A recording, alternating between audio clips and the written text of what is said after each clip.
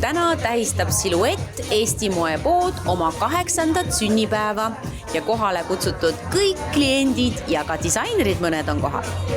Meisi, rõõm sind näha, sina oled juba nagu Silueti moepoe selline maskott ja alati esindad neid väga hästi. Mis siin täna siis toimub ja toimuma hakkab?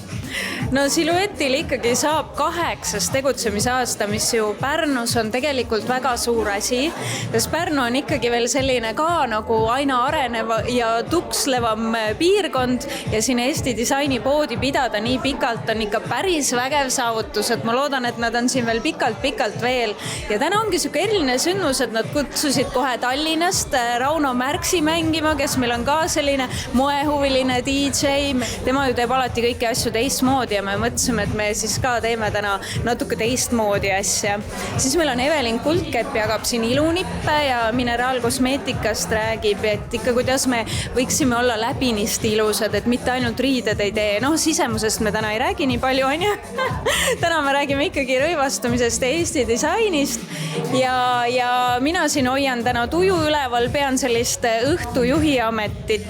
Kuulge, ikkagi kevadkuu vaikselt tuleb, vahepeal võib lund tulla, aga see meid ei häiri, sest meil on suviprillid ees, nii et suvi räägib ka värskest sellisest prillimoest.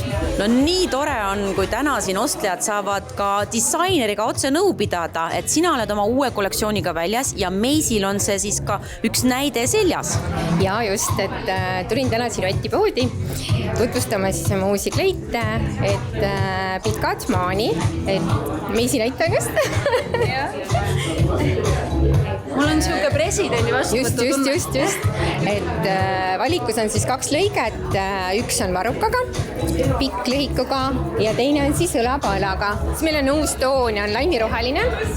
Et see on nüüd küll olnud juba mitu hooaega, aga nüüd on ta siis meil ka valikus.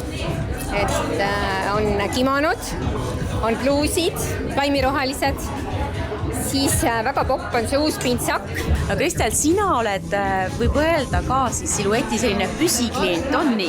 On tõesti nii. Mulle väga meeldib see mõte, et meil suvepealinnas Pärnus on juba 8 aastat nii äge Eesti disainipood ja muidugi need naised, kes seda poodi teevad teistele naistele, see on tõeline ime ja võlu. Ei ole masstoodangut, on üks asi, võib-olla erinevad numbrid ja tegelikult ei ole ka seda ohtu, et selles väikeses linnas nüüd väga palju samasuguseid rõivaid kohtab. Samas, mis meil selle vastu oleks? Me võiksime kõik kanda. No nii, kus ma mujalt Kaidi sind leian, kui siit prillipostamendi juurest? Mida sa jälle leidsid? Sul on neid prille nii palju juba ju. Jaa, tõsi, aga ma olen suviprillide fänn ja ma ei saa mitte ühtegi hooaega niimoodi alustada, kui mul ei ole vähemalt 2 uusi prille. Ja näed, Reet, ma leidsin, et suvi on sel hooajal välja tulnud spordiprillidega, mis muideks sobivad imehästi ka kas või õhtukleidi juurde, et pane praegu need prillid ette ja ma luban, et need on üüberägedad sul ees. Ja väga hästi näeb, hästi selge on see. Hästi selge, just. Ja täpselt, et näed, ma leidsin ka sellised huvitavad prillid, mis iseenesest on valge klaasiga, aga ma käisin praegu väljas ja UV-kiirgusega siis nagu lähevad siis need päikeseprillideks. Ja näed, ma panin endale siin jälle ühed uued prillid ette. Leidsin, et siin on samasugused mustad ka, sellised matid, mis on väga popp jälle sellel hooajal. Ja tead, ega siin on täpselt, suviprill on selline, et ei ole näokuju, millele või kellele siit prille ei leia. Et tuled, proovid ja sa raudselt lähed siit prillidega ära. No, ma ütlen nüüd sulle saladuskattel, minu kodus on mul juba 15 paari suviprille, ma ei liialda.